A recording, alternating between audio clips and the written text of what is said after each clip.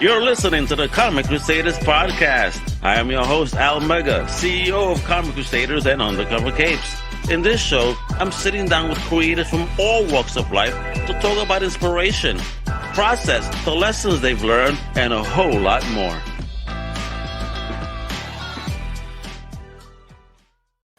What up, everybody? Welcome to a brand new Comic Crusaders Podcast. I'm your host and boy, Al Mega. Welcome, one and all.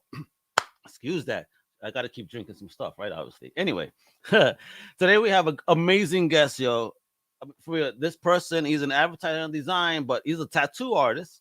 He's a comic book writer, artist. I mean, the project he did was a one-man show, and is it fire? It is called La Mano Del Destino, bro. Or lucha libre. But yes, folks, it's in English, so you could read it. It has its Spanglish in there, which I love. And I'm honored to have the person that created this wonderful project, because part 2 will be on Zoop, right? Coming soon. So the one and only Mr. J. Gonzo. Oh, hey, Al, how you doing, man? I'm doing great, brother. Thank you for coming on and to talk about your amazing comic book, bro. Oh, thank you, man. Thanks for having me, too. I appreciate this. Nah, man, I needed to have you on, because once I saw this book, I was like, okay, this is right up my alley. And then after I've read it, I was like, oh my God, is this so up my alley? And I think up the alley of so many comic book fans and wrestling fans and action fans and magic fans. I mean, this has it all, bro. You talk about a melting pot of goodness in one book. Oh, thanks, man. Yeah, I wanted to put like all the things that I love, you know, like it's a love letter to like, you know, Silver Age comics, to like lucha libre, to my Latin culture, to you know, like graphic design, you know, like all of that, like everything I love about a lot of different things was able to gel into that one project for series 1 that happened. You know, I wrapped that up in 2019 and I put the trade paperback together in 2020. And then earlier this year, I ran you were talking about it being in English. The comics themselves, the single issues that I did over the past 10 years, those were all in English primarily, a little bit of Spanglish. And then when I did the trade paperback, I did a 400-page, all 6 issues in English on one side, and then a flip book, you flip it over, and then all 6 issues are in Spanish on the other side. That's the Kickstarter campaign that I did in 2020, and then have been slowly fulfilling that through 2021. And then because of that success, I got a Top Cow reached out to me and wanted to do an English-only version for the direct market. And that came out through Top Cow and Image in May. And now, due to the success on that, now I'm launching Series 2 through Zoop, you know, crowdfunding that again for, you know, the single issues. And I don't know where the trade's going to end up when we get to the trade. Right now, I'm worried about making the issues good, you know? Yeah, absolutely. But I know Top Cow's going to pick this up again. And first, I want to show you all the beauty behind this book real soon. But first, let's dig in. So, you know, where Jay, where you from? I'm from California, from the city of Cypress. It's just inside Orange County, across the LA County line. So like when I say I'm from Orange County, people have a very distinct idea of what that might look like. That is not how I grew up at all. I'm literally as far from like Laguna Beach and all that nonsense like you see on TV as you can possibly get and still be inside Orange County. In fact, my family's all East Los. Like they're all like, you know, Pico Rivera, Montebello. My parents just escaped just beyond the into the Orange Curtain. And so like my life is more East Los Angeles than it is like Orange County. Like I went to, you know, Pico Rivera and Boyle Heights way more often than I went to Laguna or you know, Capistrano Beach or anything like that. Like, yeah, like, you know, I guess culturally I'm a Southern California boy. Was there for the first 20 years of my life, you know. The first 20. Excellent. Excellent, man. And how was the community you growing up over there? You know, like, and I also want to know how was the community, and of course, like, what was your first introduction into, you know, pop culture or fandom, and who brought that into your life? Oh man, so actually Orange County's very mixed. It's very blended in a way that LA is kind of like segmented, right? Like at Koreatown and the Mexican part of town and like the, you know, the Armenian part of town, like all these little like areas of town. And they are very like, you can spend your whole day in like in Pico Rivera, Montebello, and never see anything other than a Mexican, right? But where I grew up in Cyprus, like, you know, my school was like we did have a lot of Latinos there, a lot of white people, but like a lot of Filipinos, a lot of like Vietnamese, like, you know, it was just a lot of like different kind of culture. Like, you know, my best friends growing up were like, I had an Irish friend, a German friend, a Filipino friend, you know, like it was just like, you know, a black friend. Like it was just all this weird kind of like, you know, mix. It didn't seem that weird at the time. Like the ideas of kind of separating by kind of like ethnicity didn't really dawn on me till much later in life, you know, because I was just, I had my boys, you know, like we were all just hanging out. It all seemed cool. And it seemed like a relic from the past, but then I would go into like see my, stay with my grandparents and see like my extended family, and that was all very like Chicano, like East Los Angeles. Exactly. And that's like another like that's kind of got me into lucha libre. It was a very it was something that kind of existed in East LA for me. Like I would go see my nana. We would walk to the bodega. I would see the luchadors at like the little cheaply made plastic toys at the bodega there, and the little like color forms. And then like the Spanish station didn't really come in that good in Cyprus, but it did like in Montebello and Pico Rivera. So I could watch like El Santo movies and stuff. So I grew up on those, man. El Santo, Mi Máscara, all that. Oh yeah, for sure, man. Like all of that, like Blue Demon, like all of those, like that's like such a part of my childhood. And like watching movies and matches. And I don't speak Spanish, like my, si hablo un poquito español, very badly too. But but I'm working on it. You got that California Spanish. Yeah, exactly. Like, pero estoy aprendiendo. Like you can defend yourself. Yeah. I know enough to know that I don't know what I'm doing. Okay, so but do you know enough where you could understand what I would say in Spanish, but you're gonna answer me in English? Exactly. Yeah, that's pretty much my daughter. That's my daughter. Like she'll understand every word. I'm like, yeah, grandma, but everything's got to be in English. So I'm like, just to see this. These two people are speaking two different languages, but fully comprehend one another. Yeah. That's like how I talk to my grandparents and stuff. So, but I also, my grandparents were like a bigger part of my life when I was very little. So I'm used to speaking to everyone like they're a child, or like, I have this very child kind of, sing-songy pronunciation, like, ay, pobrecita. Like, I get very. Oh my God. You hung around Puerto Rican. So, ay, bendito. Yeah. Exactly. So I tend to talk with a very, like I'm talking to a child all the time when I try to speak Spanish. I have to remember to sound like an adult. But to answer your other question, so, I'd always been a fan of like art, like animation art, that sort of thing. And I remember getting like a set of Marvel like stamps from my grandmother, my dad's mom, my nana. Yeah, they were just little like rubber stamps. And they were all like Kirby drawings of like Captain America and Fantastic Four. And I just love the graphic nature of the black and whiteness of it and how bold everything was. And it was just so like captivating. And then my dad's parents, they got the LA Times because they lived in LA County. We got the Orange County Register because we lived in Orange County.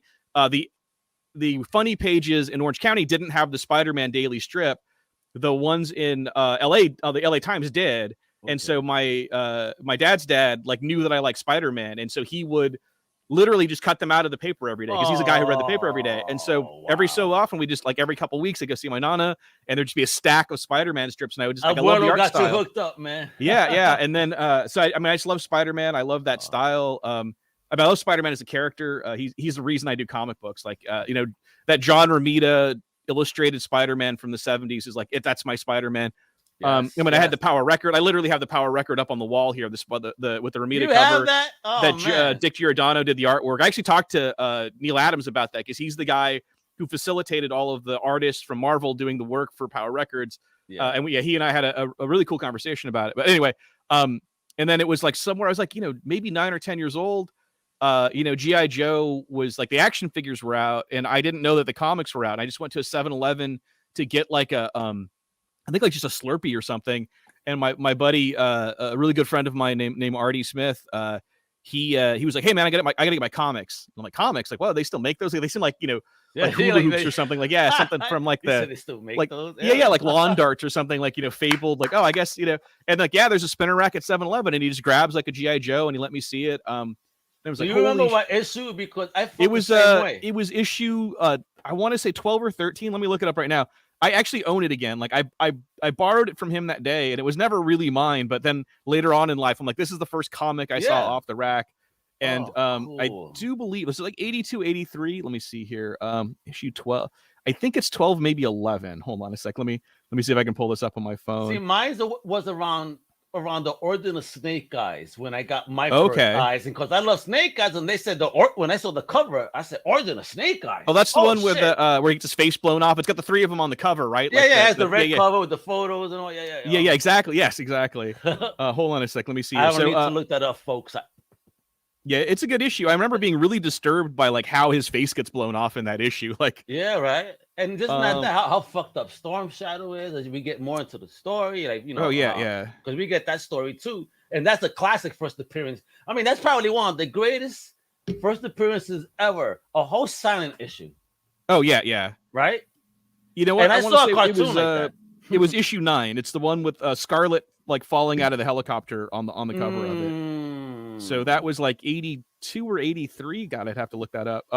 So then that was like I was kind of casually into comics. It was like I would go and buy 3 or 4 of what like looked cool, and then it wasn't until so that kind of and I don't even think Amazing Spider-Man was out. Like it wasn't being bought at that 7-Eleven that was near my house. Okay. So I would just buy what I could find. There were some Thors I got. I remember getting some old Avengers, and then it wasn't until Web of Spider-Man #1 came out, and that's when like that Zet cover, like that, gorgeous, like, yeah, everything about that, like the black costume, the painted cover. Yes. That's when I was like, now I'm a comic book collector. Like Web of Spider-Man #1. And you're it like, was number suit? 1. You're like, black suit? Well, I'd seen the black suit like mentioned it from like Secret Wars and stuff, and like I'd seen it happen, but it never looked as cool as it did on the cover of Web of Spider-Man #1. The font treatment on Web of Spider-Man, like everything about it just seems so like current. It's iconic. Yeah, bro. Yeah.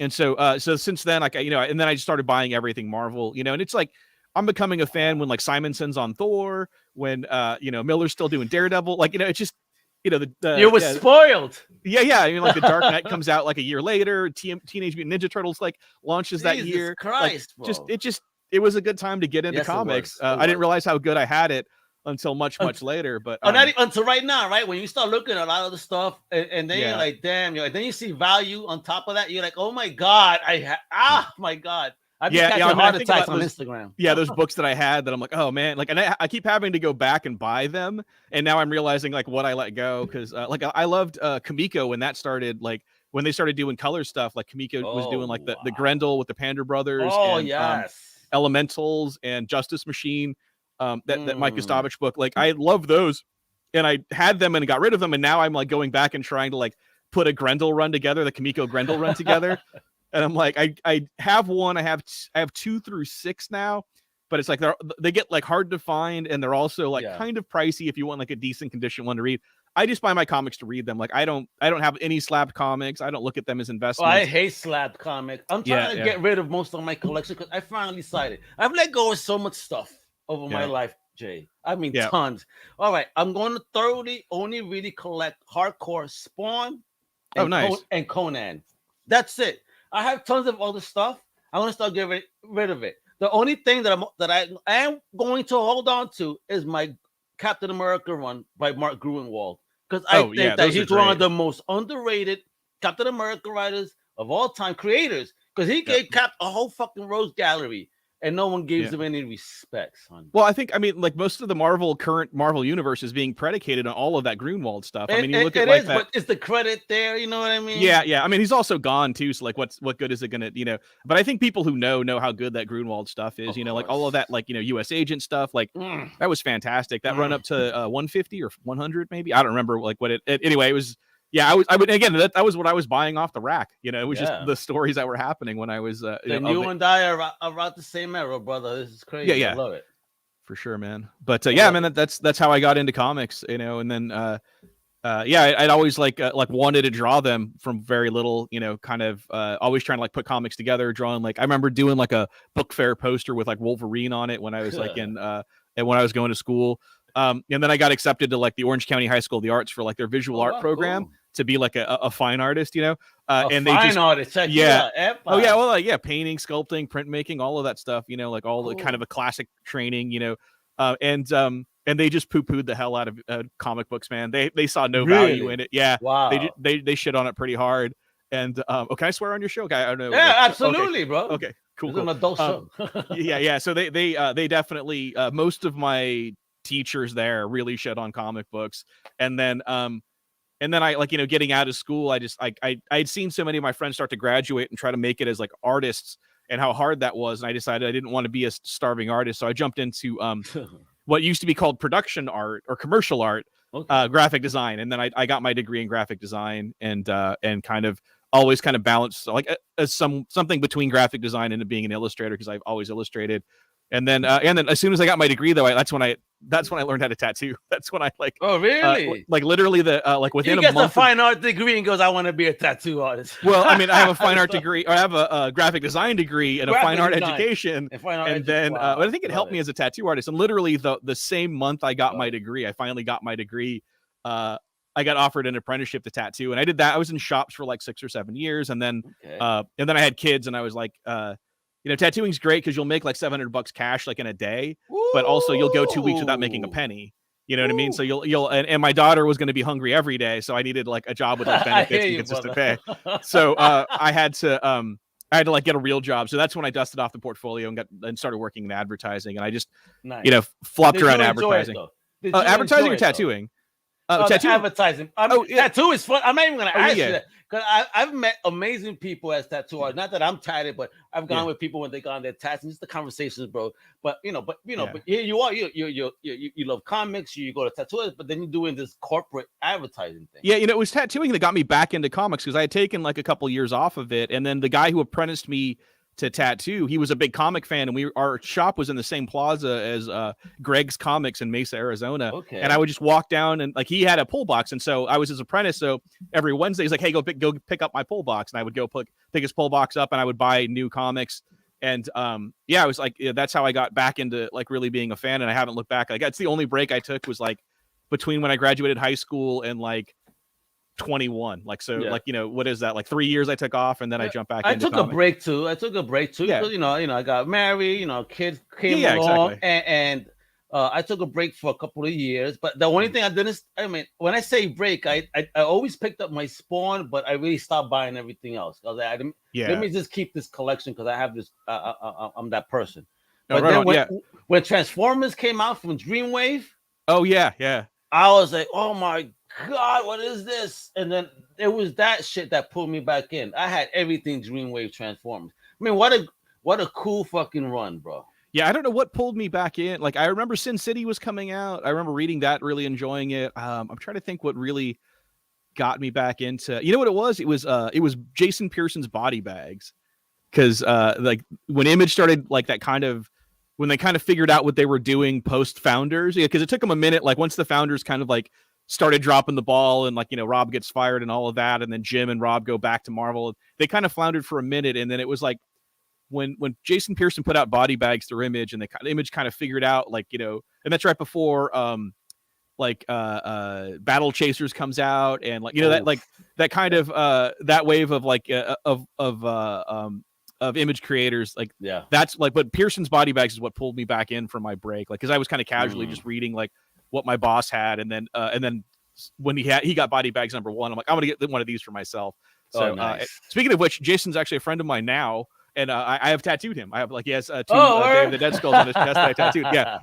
It would bring it all full circle. But I mean, but back to your advertising question, I did it. I do enjoy it, like I do now, and I spent close to 30 years in advertising. Oh wow! Was pretty good at it, and had always kind of like it's a place you can kind of advance quickly in. Like if you're good, like they'll let you do the next thing. Like they don't care if you're young or whatever, And it's at one point I was like one of the youngest people, kind of like with my level of authority, and now I'm an old timer when I like So, and I really just walked away from it about 2 or 3 years ago. Like I still would like freelance because I worked at agencies for probably close to 8 years, and then I got a job doing graphic design and advertising for Todd McFarlane at McFarlane Productions, and I did that for 4 years. And then when I left there, I started doing my own comic, but I also just jumped back into doing like freelance advertising. I ended up being a creative director at an ad agency. I had a Don Draper's job. Like I was like I had a staff and a corner office and a secretary and everything, and expense accounts and all that shit. But the higher up you go in advertising, the less you actually end up just like being creative. At some point you're just managing creatives, like you're just looking at budgets and schedules, and you're not really generating ideas. And that's the thing that like that's when I walked away from like being an employee. So that was like 2011. I guess it's been about 10 years since I was like I had a boss, and then I was like, I'm just gonna freelance. Like I'm just walking away from this. And then I freelanced for like another 8-ish years, and then a couple years ago I had enough illustration and comic book work that I didn't have to, like I had got offered like some advertising freelance, and I was like, no, I don't have to do that. I don't think I'm gonna do that. So yeah, it's I don't mind doing the graphic design. I don't like doing aspects of advertising, but I can't get pulled into campaign life anymore, like managing campaigns and strategies and stuff. It gets all consuming, and everybody was an expert, and everybody worries about the raw metrics of success and what I do in the kind of like, because when I learned graphic design, we were still using stat cameras to shoot PMTs, to wax them down onto artboards and like getting film shot. And now that a lot of advertising markets have just moved into the digital space, and the ROI becomes like click-through rates and stuff like that. Like, and it's ridiculous. Like the click-through rate of like a successful click-through rate is like 3%. Like if I could guarantee 3% click-through rate on any ad I made, I would be our creative director of the year. Isn't that crazy though? That's the only job that a low rate is okay. Yeah. Like, 3% click-through rate. Holy shit. What do we do here? Let's examine this. Let's freak out. But that doesn't measure engagement. And so I'm very old school and kind of like what I feel like advertising can do. And so I just became a pain in the ass. Like now I'm just bumming people out trying to like preach some old school like methodology and ethos to people who just care about what's shiny and new. So I just had to walk away. Luckily I had enough illustration work to kind of get out of there. So I've just been doing comics. All right, so let's get into that. All right, man. What made you decide? What was that day of inspiration that you said, "Oh man, that's it. This is the day, and this is what I'm going to do"? What was that moment? Jesus, there's a weird question. It was actually like a culmination of things. Like I kind of like lucha libres were like luchadors were like my heroes as a kid growing up, and I kind of kept seeing them in American pop culture. And they never wrestled. Like they were hitmen, or they were bodyguards, or they were like detectives.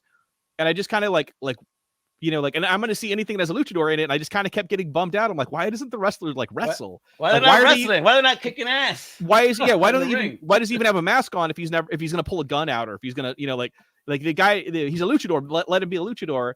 And then kind of tangential to that, I kind of like, they kind of became a punchline, like it got to be like, look at this dumb fucking guy with a mask on. Yeah. And then, he was always kind of like a big idiot, like with a mask on, and like, and then, broader than that, like, every time you see like a Latino or like a Mexican in an American movie, they're kind of like a joke. Like, look at this kind of like dim-witted Mexican guy. Who's don't get me started on that conversation, bro. That's the one thing to make Almega red. And then there's like, whenever you see Mexico in an American movie, it's like sepia tone and brown and dirty looking. And so much of like America is just like obsessed with Mexican violence and poverty. Like they fetishize it in a way that like no other stories can exist. And so in my head, I just kind of kept saying, someone needs to do something where like lucha libre is important, where like the bright, vibrant hues of like Latino culture are there, where the wrestler wrestles, where Mexico is shown in a positive light. And then I was just like, I'm someone, I should do that. And I don't know when the actual, like, I just like, I'm going to do a lucha libre comic, I think was kind of like the thought. Like I had worked on some like dumb drawings for stuff when I was working for Todd, and I had drawn these like lucha spawn stuff. Oh yeah. And then by the way, he worked for Todd. Yeah, he has a nice letter recommendation on. Yeah. That's on my website. Yeah. He's a great dude. So and then when I left McFarlane and I was like out looking for other work, like when I was showing my portfolio off, that's the thing that like comic book editors were gravitating toward, these like luchador drawings I had done.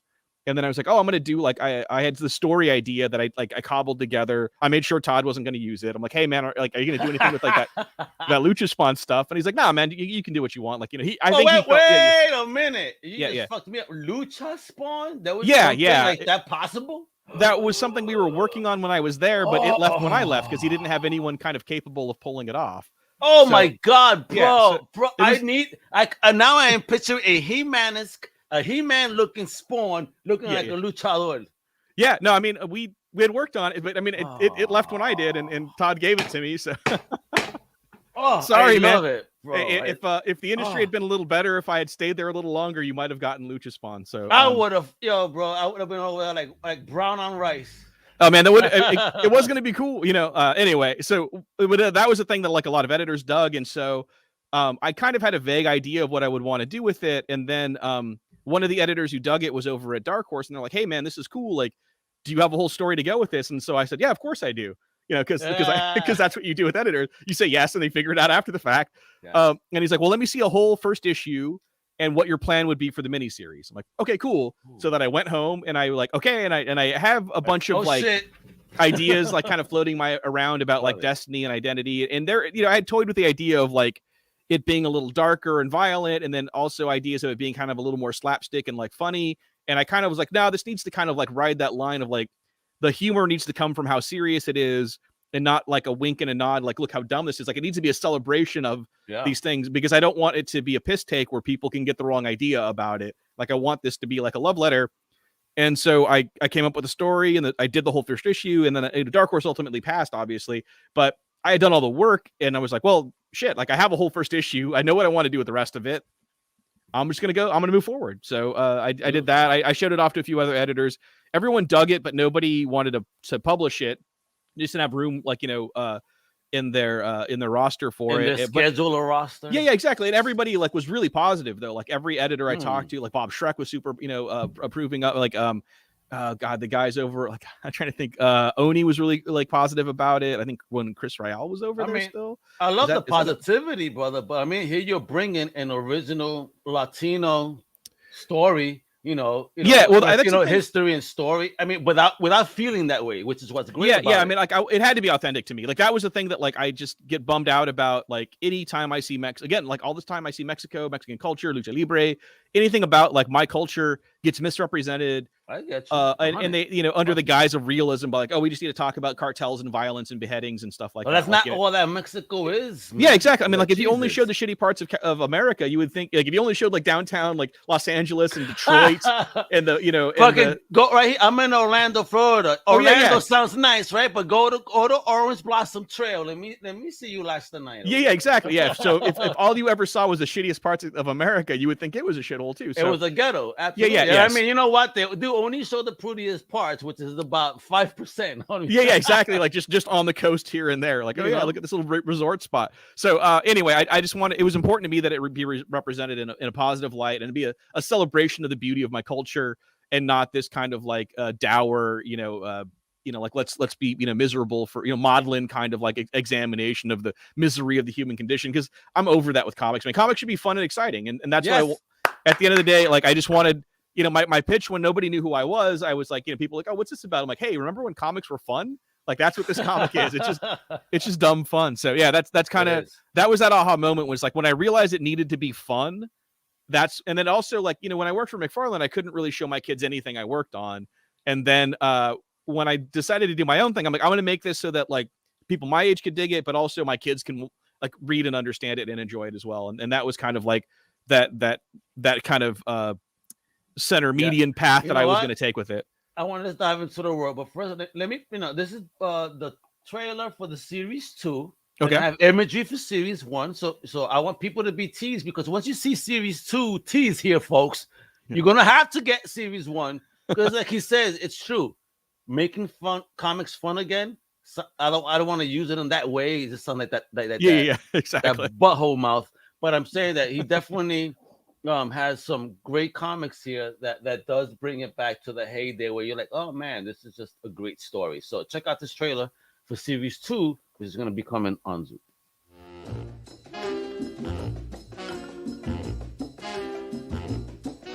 Hey everybody, Jay Gonzo here, creator of Mano Del Destino.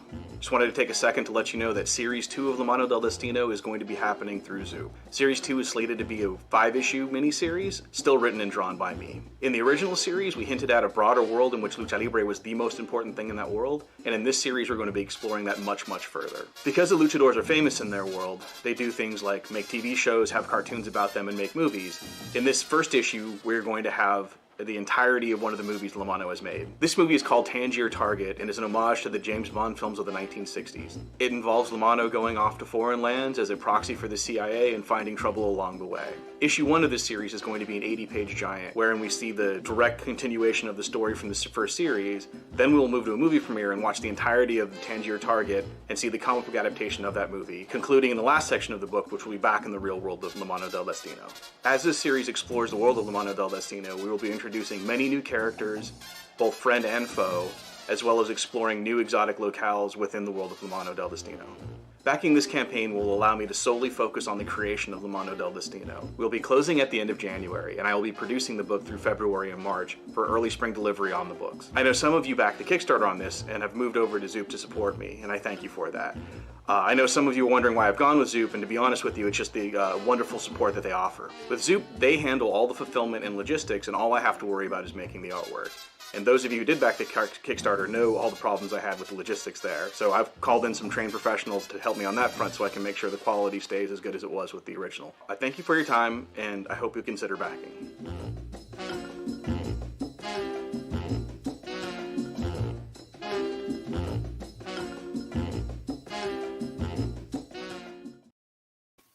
Hey, bro, I didn't know about that about Zoop either, kiddo. Shit, they help on that level? Oh yeah, they do all the production and all the fulfillment, which is why I went with them. I mean, because my Kickstarter was it has been a logistical nightmare, man. Like just oh man, you know, what troubles? Talk about that. Was that your first Kickstarter? Yeah, it was my first Kickstarter, and it was ambitious. Yeah, it was 400 pages.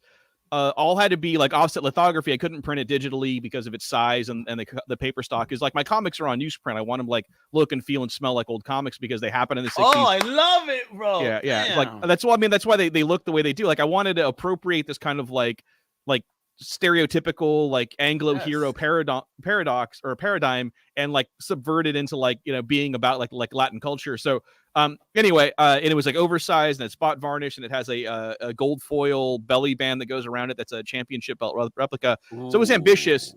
But everything went smoothly. Like we funded, it was a, like a $40,000 Kickstarter that funded. So, but then the world just fell apart as COVID continued to go on. Like I was given assurances all this stuff would happen in a timely manner. Our paper supplier went out of business. And so we had to we had to find a new paper supplier, and now we're in the back of the line. We're behind everyone else who had to scramble to find a new paper supplier. So the ones that stayed in business have now taken on all the other people who need paper suppliers. And so, and I'm only printing 500 books. So we're at the back of the line. And then like our bindery went out of business. And so like the spot varnish, the foil stamping, the laminating of the covers, the edge printing, all of that had to be like we had one place that was going to do it all. Now we had to do 5 places. And again, we're back of the line. So every step is now literally 5 times longer and we're in line behind everybody else. Just getting like shipping boxes took a shipping company. Like they're a shipping company. That's all they do is ship stuff.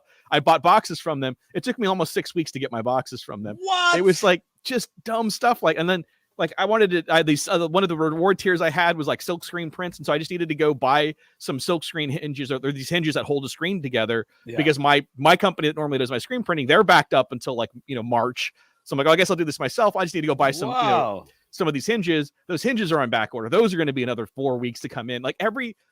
Even the ink that I use to do the doodles that I do is one of the reward tiers. Like that ink wasn't being made for like 3 months in the beginning of this year. Like I just was like, or the beginning of 2021, like, oh, I need some black refill and I need these color refill. Like, oh yeah, they're on hold right now. Like they're not manufacturing any new ones. And we're trying to get rid of the old ones. And I'm like, well, you don't have the inks I need in the old ones. Just every little, I can't even tell you all the dumb little things that happen. And so I'm still about 2/3 of the way through my fulfillment on the Kickstarter that funded a year ago. And it just, man. but if this happens, literally, the first thing I'm going to do is take a few weeks to just kick out everything I owe for the Kickstarter. So anyone who backed the Kickstarter will absolutely have their book in their hand before I even start on this series 2, because I owe them their stuff first. And that's my commitment. So doing that, but yeah, it was creator. You see that he thinks about the fans first. Yeah, that's the whole book is about like what people enjoy. Like it's definitely not a money grab. Like I'm not making money for this thing. Like I'm for sure, after that horror story, you were lucky if you kept the 50 cents out there. Oh man, I'll honestly be lucky if it just doesn't make me broke at the end of the day. You know what I mean? So long as you don't have to remortgage the apartment. Yeah, for sure. Yeah. I'm gonna have to sell my bike or something, but it's so doing that, and then just because of all of that, I'm like, and then also I have to like answer every email that comes in about the campaign. I have to like do all the correspondence. I've got to like manage all the multiple hats on top of it. I'm the one-man show, and so it's a lot to take on. It was a lot to do. I'm the guy who pulled every silk screen print the other weekend once I got my hinges on a healing broken arm that isn't great for me. So having Zoop on board and them being like, we take care of everything. I'm like, absolutely, let's do that. You guys take care of everything. I will draw the comic and make sure it looks good. How did you find them, bro? They reached out to me. I know that. Yeah, I mean, so once the Image deal happened, my phone started ringing. People started asking me what was going on. Zoop, I think Eric had one of the guys over there, Eric Moss. I think he had backed the project, and so he was aware of it. And then was like, "Hey, man, this is something you would want to bring to Zoop." And then we had a lot of conversations. Yeah, I mean, they came to me, and that's kind of wow. So after having done this book all myself for 10 years, and then doing a robust Kickstarter that funded, and then the quality of that came out, and then being able to take that to Image. Now suddenly everyone knows my name. They didn't see the 10 years of work I put into it. They're like, "Oh, this guy does good stuff." But it is overnight success. Overnight, yeah, exactly. 10 years of overnights, you MFers. Yeah, exactly, man. So, but it has allowed me to hopefully make Lamano my business moving forward. This hopefully these series is all I'm going to be able to do. So if this funds, if we can just do this through Zoop, then the subsequent issues will be out through Zoop. Trade paperbacks will come out, more stories, I've got so much planned for Lamano that now that I can just dedicate myself to it, it should be very, very robust. Hopefully I can be as prolific as I can be, as I'm allowed to be over the next couple of years, where I'm just cranking out Lamano's stuff, different stories. I got a card game I want to do. There's a whole bunch of there's I've developed it on that D&D level like that. It's going to be what I want it to be, or what it is. And actually, I have the mechanics of it have been developed. I hired a professional game developer. He does card games. Nice. It's a dueling card game. So, but you only have to buy one box of cards, and you can play one deck. Yeah, one deck. You deal them out randomly. It's like war kind of, but there is a little bit of defense and a little bit of offense. Are you going this route? You mean? Kind of. Yeah, exactly. Hey, look at that. You just get a box of cards, and you're ready to play. Not many people knew about this shit. They're like, Spawn had a fucking card game. Yes. Yeah. I definitely I don't want to get into the weird Yu-Gi-Oh, Pokemon, where you've got to buy a bunch of expansion packs and yada. I want you to be able to. You get the card game, you get to play the card. It's nice. And there's no I wanted a rock, paper, scissors kind of mechanic to it, where no one thing will beat everything. It's I don't want there to be this sudden death card. I want this will beat this, but then that will beat that, and then this can beat that. And just to kind of and then also you've got all these different permutations of it. I think I don't know what the actual math is on it, but there's thousands of different outcomes just on the one deck that you're going to get. So and I just wanted that to kind of just be a dumb fun. Out of the box, let's sit down, shuffle up the cards. Here you go. But I also want the artwork on them to be cool and killer. So, if you do them, it's gonna be fucking insane. All right, thanks. Just look at this cover right here. This is you, right? This is all me. Yeah, that's just me. So this is the movie poster for a movie that he's making in series 2. So the whole series 2 is going to follow him kind of dealing now that he's. I mean, you read this first series. I read the first series, and you catch on, man. Homie has a struggle, people. Yeah, but now that he's got some amount of success, we're kind of what does success really mean? And what that means is Hollywood comes calling, and movie makers want to and idol makers. And one. I love. They want to commodify him in a way that might pull him away from being a people's champion. So during the course of the second series, he's going to be filming this movie. This Jungla del Misterioso. He's going to be filming this jungle movie while he's doing other things. And so the through line of this is going to be him trying to get this movie made and having to fight with the studios and actors and all this stuff. And then the last issue you'll see will be the comic book adaptation of this particular movie. But we're also going to see other movies that he makes. So issue 1 is going to have kind of quote unquote real world story, then the whole movie, the Tangier Target, then back to the real world. Issue 2 is going to be all real world. The issue after that is going to be comic book adaptation of a movie that he made. Then we're going to go back to real world movie. So there's going to be 5 real world issues and 4, I think, hold on a second. Let me see how this works out. So that'll have that one in it. Issue 1, 2, 3. So there's going to be 5 issues, or 1 issue will have a movie and the real world. 4 additional issues will be real world. 3 additional issues will be movie adaptations. So there's going to be 4 total movies. There is the Jungle Adventure that you're going to see him making the whole series. There's Tangier Target, which is going to be a James Bond and Flint spy movie from the 60s.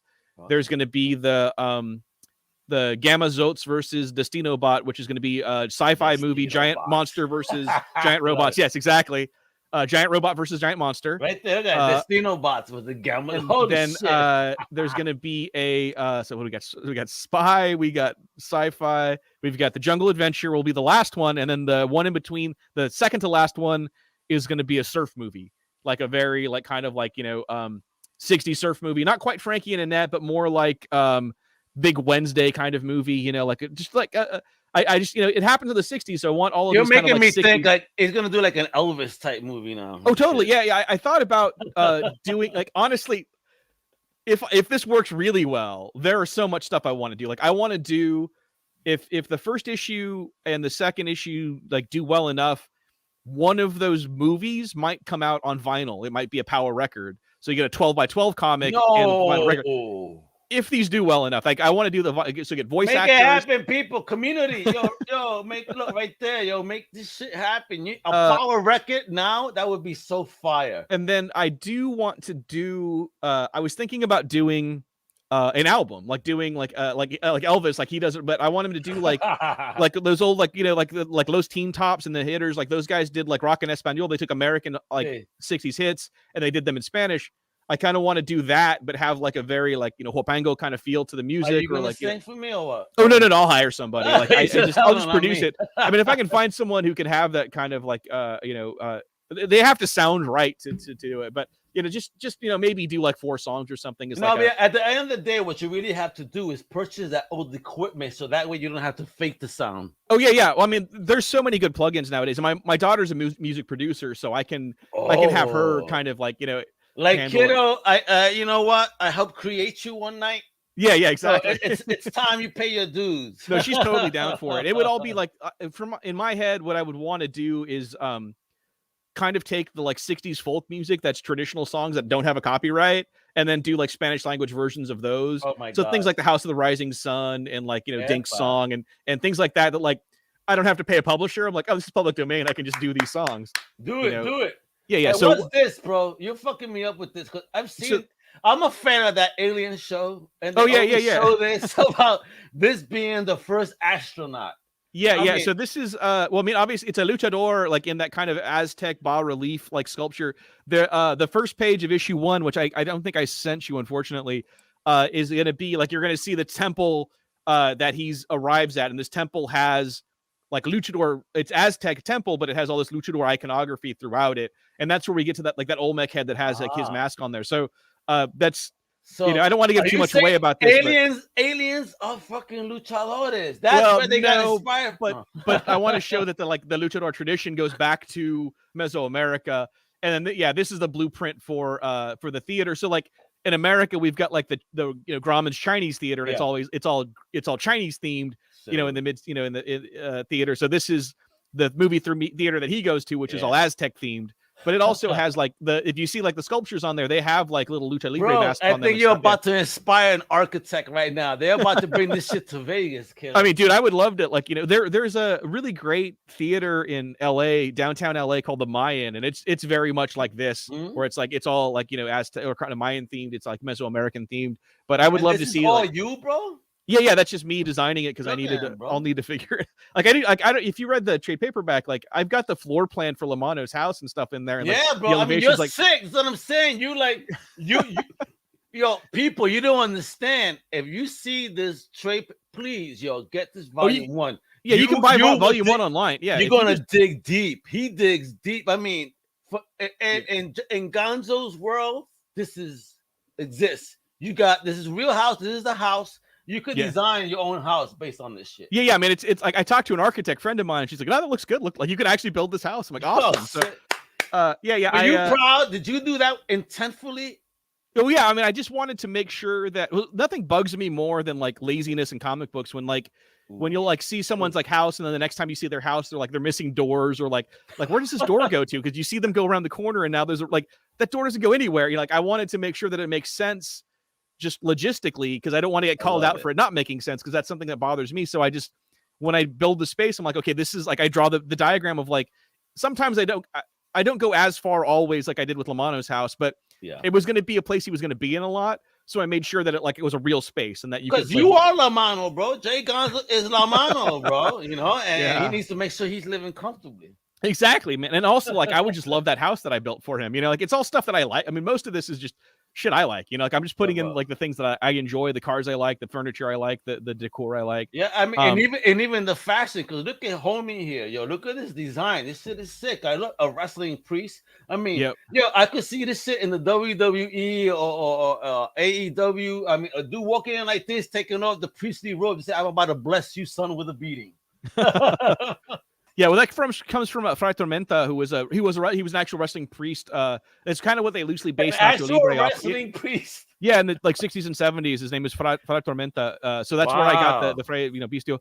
Yeah, like a lot of these guys are like my homages. Like in series 2, I'm doing a lot of homages to wrestlers that I like. And this is the studio head guy that I talked about him making a movie. He's going to be a lot at odds with this guy who kind of pushes him to be more and more this idea that he wants him to be, and less like true to himself. And so there's a little thank you for making them look so Latino too. Yeah, dude, that's the thing too. Is like I wanted some brown ass people in here, man. Thank you, bro. Listen, but who you talking to? I grew up, oh no, man, I hear I'm not seeing that, So yeah. I mean, even when I saw that movie Encanto, I'm Puerto Rican, not Colombian, but it doesn't matter to see any Latino culture on screen that way, as like, especially from Disney.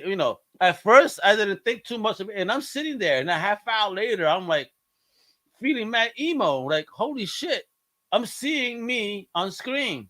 Well, that's part of why I created La Mano. Is like I just wanted heroism to be exemplified in something inherently Mexican. Like like I wanted a little like Chicano kid to like see that kind of like that idea of like of heroism. Yeah, and I also like. I want real looking women. Like they're not under models. You know what I mean? Like they're women. Man. They got the curves, and that's what it is. Yeah. I want a strong, sturdy, could kick your ass woman. And exactly right. You want your wife to be able to beat you up. Yeah, exactly. Absolutely. I'm not condoning domestic violence. Just trying to say, right? I mean, well, if that, whatever you're into, I'm only consenting. Adults. And the bedroom, that's something different. Yeah, exactly. Yeah, whatever consenting adults want to do, that's their business. If Brujerosa wanna beat me up, let's do it. Yeah. Oh, look at this. I love it, bro. Great design, bro. Thank you, man. Yeah, this is like me looking at old like 60s like what like luchadores used to wear, and like they used to like a lot of luchadors like had that cool jacket they would put over their like singlet and stuff, and yeah, I just. It's all the shit I just love, man. Like I would take like this motherfucker reminds that's the Mexican crossbones right there, kid. Yeah, kind of. Cazador. I love the name. Well, it was in my head. It was what's it called? Vigilante from DC. Like he just had a good look to him. So like I kind of like this is my riff on the Vigilante character from DC. Yeah, man. I'm so sad. See, that's another run that I had completely and so. Oh, God. But Vigilante is going to be on that Peacemaker show. Yeah, I'm Peacemaker. But I do have the first appearance, the first cameo of Adrian Chase, if that's him, and I also got the first Vigi. So if anyone interested, let me know. You are uploading stuff. Yeah, I know a guy who loves Vigilante. I'll reach out to him and I don't know if these are nice high grade copies. I'm sure he already has them, but if he doesn't, I'll let him know that you're selling them. Listen, these people want comic book investors. Yeah, more than one. Exactly. That's I for don't sure. care at this point. Yep. Well, he gorgeous designs, bro. Thanks, man. Oh, and mod, I love it. Wow. Yeah, bro. my take on like kind of like the mod style of the 60s. Like just throw a mask on him. Like I wanted to show like a diverse range of peoples that weren't, like I wanted to show that like a world is happening around them too. You know what I mean? Like this guy's obviously influenced by English culture of this 1960s, and kind of appropriating it in a way that like also fits in like lucha libre. I just love dudes in fitted suits and masks on. It just it's a good look. No, you're right though. I mean, again, hopefully we will get classy again one day like that instead of wearing jeans, showing half our ass crack and shit, Exactly. Ophelia, dope. Yeah, so she's the girl from the first the little girl you meet. Yep, that's Ophelia. Oh shit! That's her grown up. To her, I cannot wait to read this. Yeah. You'll find out. What happened to her? Because I don't remember her this way. Yeah, I mean she was a little girl when you saw her last, but she's gonna show up. She made quite the impression on homie, man. Yeah, exactly. And so he's gonna, I really wanted I wanted this like world of glitz and glamour of Hollywood to be kind of pulling him in one direction, and then I wanted someone who knew him before he was La Mano to show back up, kind of like remind him of who he used to be. Ground his ass. Yeah, so that's gonna be like that's why she shows back up. I love it. No, thanks, See, that's real creativity, folks. Again, a person that just started the series knowing how to use his own history to throw shit back at, like, yo, believe you me, please get book 1, because when you now that you see this picture, you're gonna be like, oh shit, what's gonna happen in book 2? Yeah, so I think that anyone who backs the Zoop will get a PDF of the first issue so they can get caught up. But if you want right now, you can just buy issue 1. Like, it's out there. The image version is get it. Yeah, you can jump onto Barnes and Noble, Amazon, Target, any of those. Like, if you just Google search Mano Del Destino and hit shopping, like, there's plenty of places to buy it. Vampirito. Yeah. Damn, bro, he needs to eat a little more.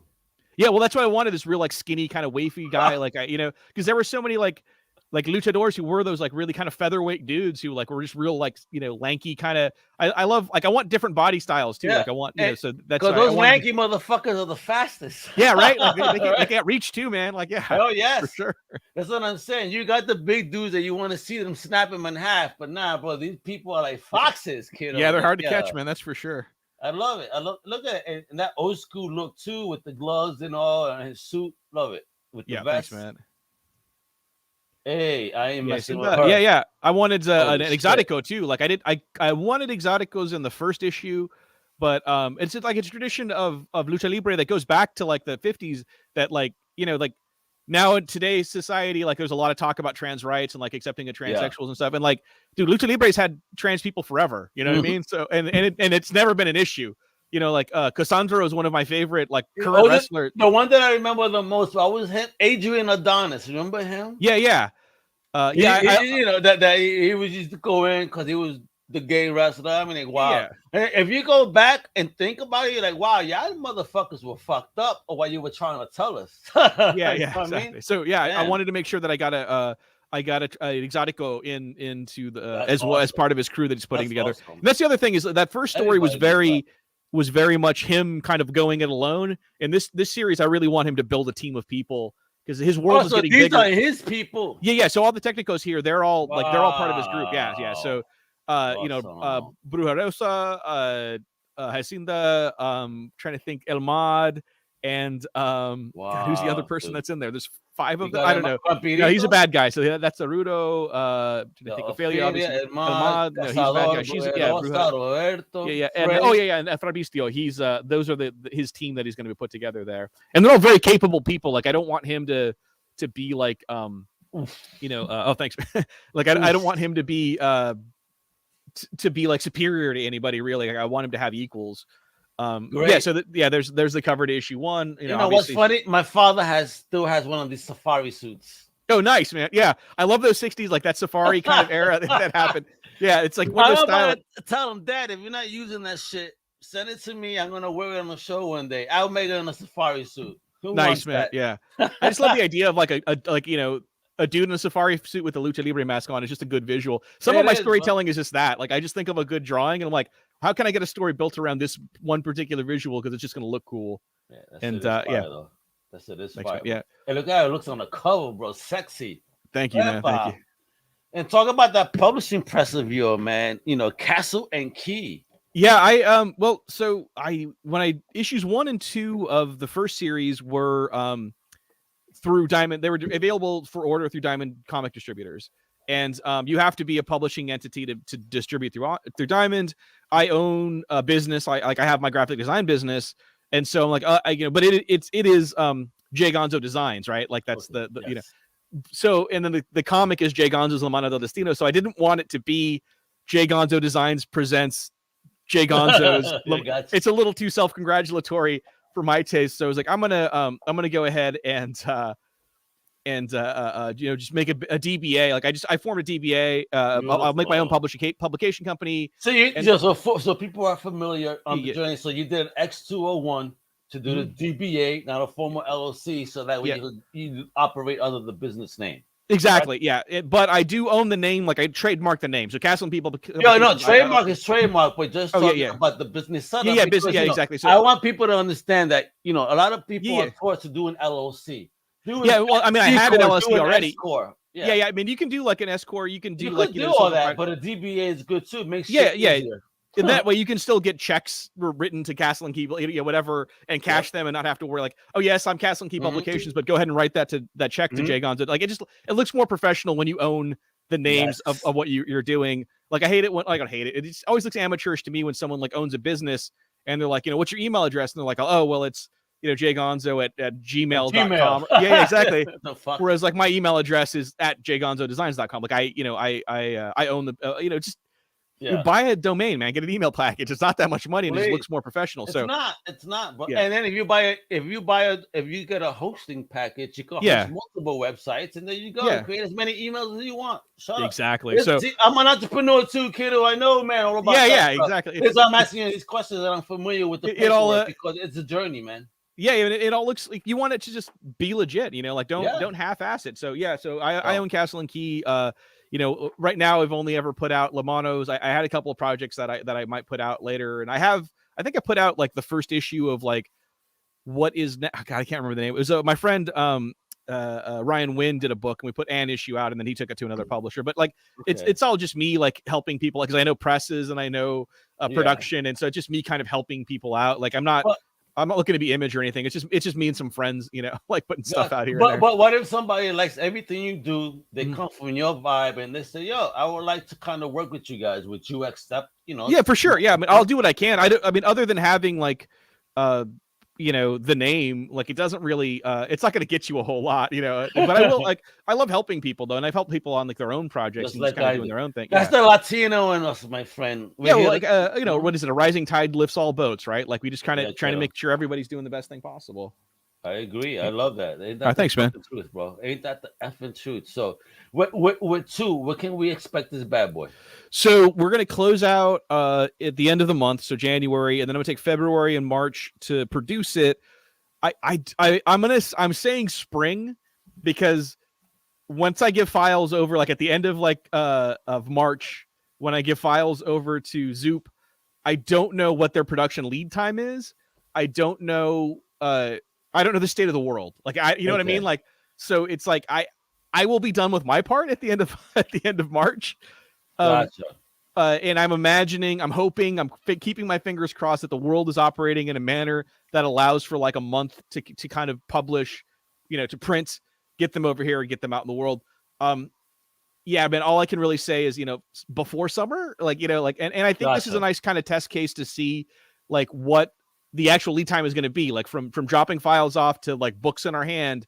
What does that look like? So the next time, like for issue 2, we'll be a little better at being able to say this is how long it's going to take, because all bets are off right now, man. Things that should take a week are taking 6. Things that should take a month are taking a year. The world is just different, man. It has been for 2 years now. I mean, we come into 2022, and the first thing I hear is, "Oh, there's a new strain."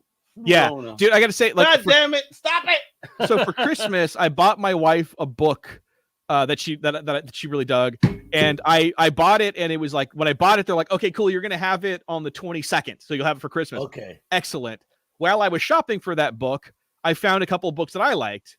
My brother said, "Hey, man, what do you want for Christmas?" I sent him a link to those books. I'm like, "Oh, I like this book and I like this book." Cool. Then I get an email from that book company saying, "Hey, your book's actually not going to be there till the 27th. It's going to be there after Christmas." Like, shitty. But my brother got me one of the books I sent him as a link. He got me one of those for Christmas. I had it Christmas Eve, actually. Oh, and I'm like, shit. And I'm like, motherfucker, how did you get, like, I gave you that link days after I already bought mine and paid for shipping, and you got yours before I got mine? Yeah. Who the fuck knows anymore, man, when things are going to arrive? But all you can be is upset about it. Like, when all this stuff, like I had posters printed for a convention I was going to. Man. I paid for expedited printing, and it didn't show up the day it was supposed to show up. And then, like, I paid, and then they refunded me the difference between expedited and regular printing. But still, it's like I'm still at a show I don't have posters for. Like I got a blank spot where there's to be a poster. And it's just all I can be is upset about it. Like there's nothing else I can do except be angry. Well, hopefully now you could now kind of think, okay, so if it took him this long, this is when I'm going to do the show, let me order it here. That's what I've been like. That's how I've been having to feel it out. But that too is like, even with the post office, with all of the mailings I've been having to do for my fulfillment. Like I sent stuff to England over pandemic. I sent stuff to England, and it obviously they were having their lockdown, and it cost me like $22, and it took like a month and a half to get there. A month and a half. Then I sent something like a month later, and it cost the exact same thing. It was a commission. So I packaged it the exact same way. It weighed the same amount. It was the same dimensions. That cost me $35, but got there sooner. And it was still the same, you know, and it, like, I don't know.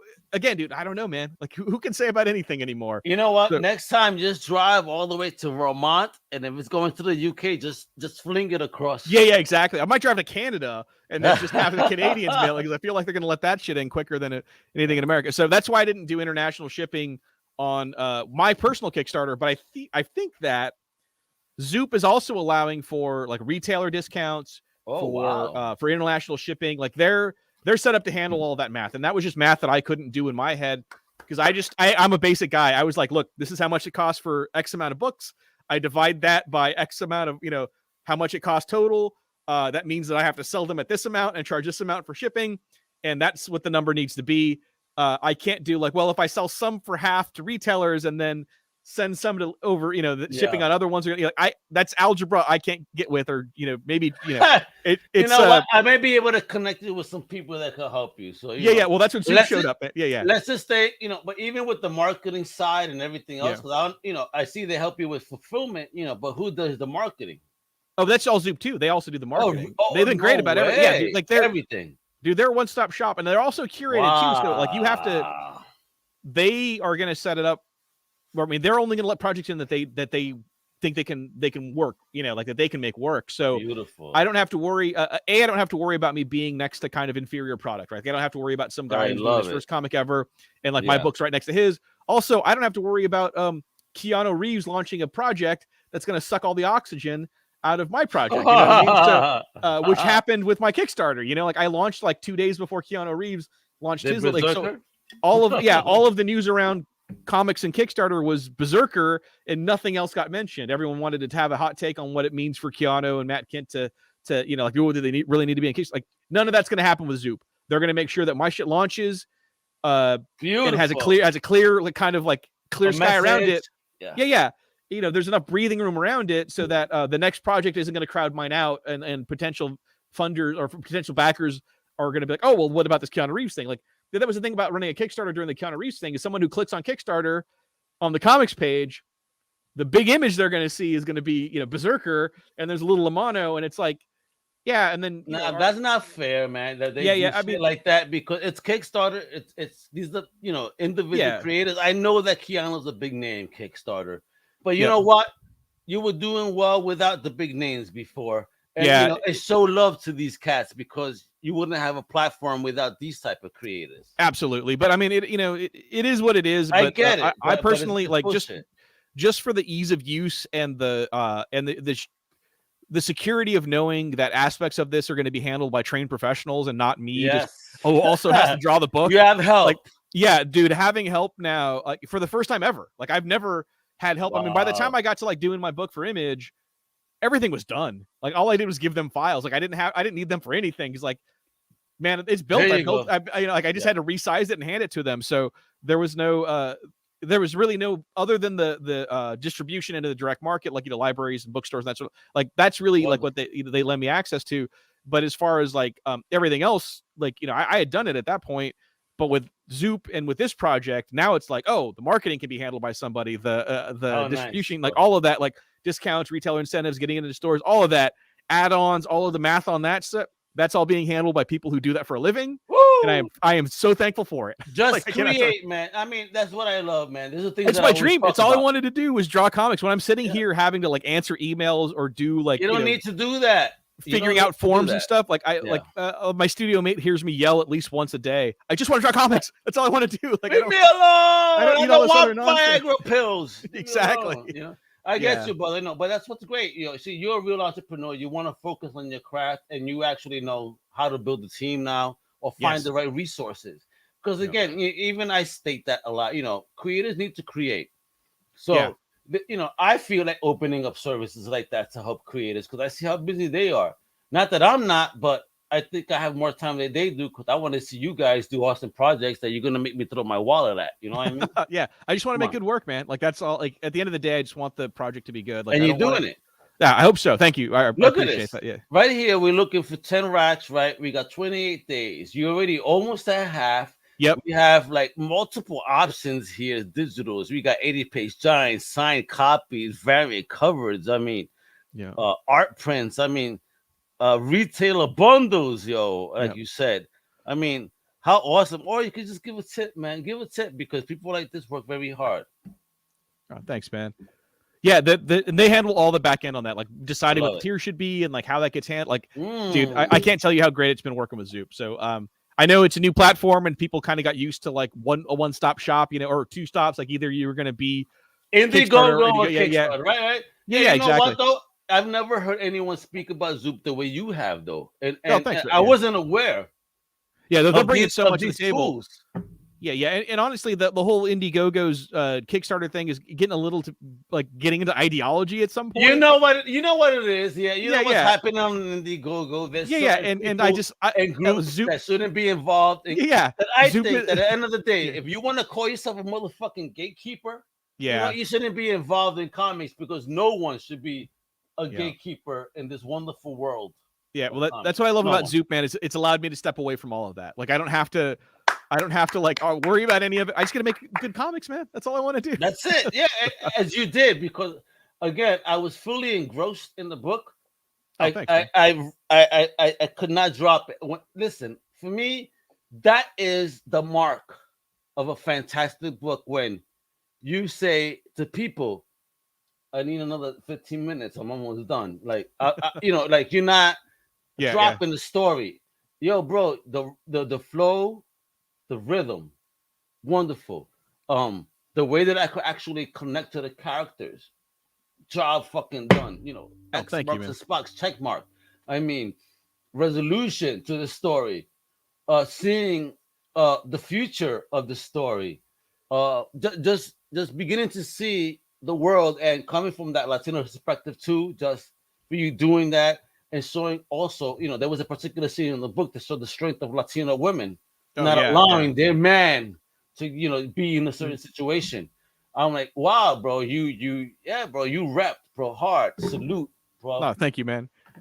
Appreciate that. Yeah. I'm glad you got all of that out of there too. Yeah, because I definitely put a lot of that in there, and I'm glad when people pick up on it, like when they see the.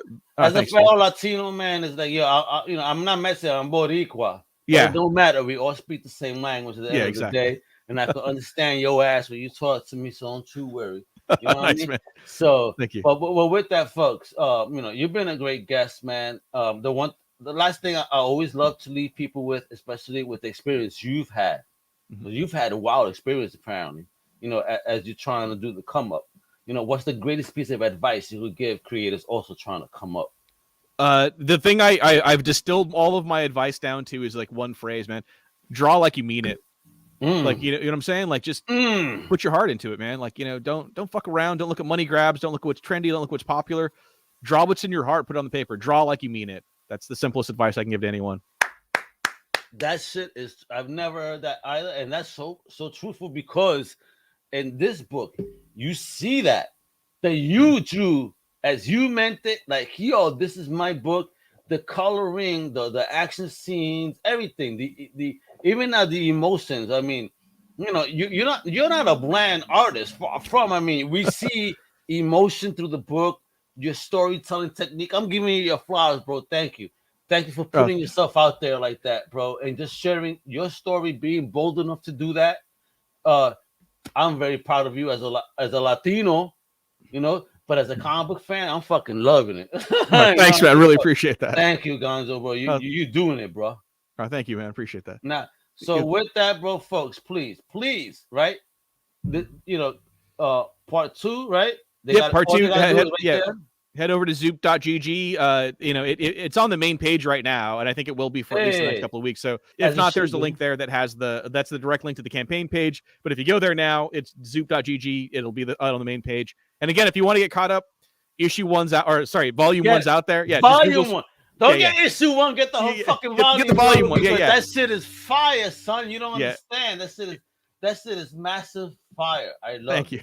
Thanks, man. Appreciate that. And stay up to date on everything Jay is doing on Instagram, Twitter, Facebook or Meta, whatever the hell you want to call it nowadays. Yeah. I got hacked and banned from Facebook for a month, so I might be back in a couple of days. Yeah, someone hacked my account, posted some stuff that got me banned for 30 days or blocked for 30 days. So I'm not going to be on there for the next couple of weeks. I don't even know what it is. And you can't interact with Facebook unless you're logged into Facebook, and I couldn't log in. So that's kind of stupid too, because if they see that you are posting things outside of your normal parameter, if they believe in algorithms so much, they should contact you. Hey, I'm from Facebook. Something seems to be really weird with your posting. Is everything okay? Then you can say, yo, I got hacked. They just banned me. Yo, Zuckerberg, get smart, bro. If you're all about fucking algorithms, understand how people work. So I may or may not be back there, but if you want Twitter, the Twitter follow, I'm there now, and Instagram, I'm always on Instagram. Not always, but I'm there almost all days, every day. So yeah, check me out at those places now. Might be back on Facebook. Who knows? We'll see in a couple of weeks. Might be, but who cares? Because this shit is real right there, bro. Go to Zoom, support this amazing project, folks. Again, I recommend this 150%. It's an amazing read with that volume 1. You saw my reaction when I'm starting to see things like, oh, this shit. And it's especially an older girl here, like, especially when you see what I mean, it's like, wow, what's going to happen with her? Because if you saw in this picture, something's up. So I can't wait to kind of dig in and find out what that up is. All right. So, yo, Jay, you've been nothing but incredible. I appreciate it. I can't wait to get the next book. I can't wait to see this as some telenovela on Telemundo one day. I'd love that, man. We'll try and make that happen too. Los días de luchadores. Oh, hell yeah. I love it, brother. Folks, you know what to do, man. My author tells you everything to do, man. But show the love to amazing creators like Jay. All right. This is what we do. We celebrate independent creators all the time. Jay, thank you again. And with that, hasta la próxima, mi gente. Later. Wepa! Woo! Thank you for listening to the Comic Crusaders Podcast. If you like the content, please subscribe and turn on notifications. Also, please visit comiccrusaders.shop and our extended podcast family over at undercovercapes.com. And also, make sure to download the Comic Crusaders app on the Google Play Store today.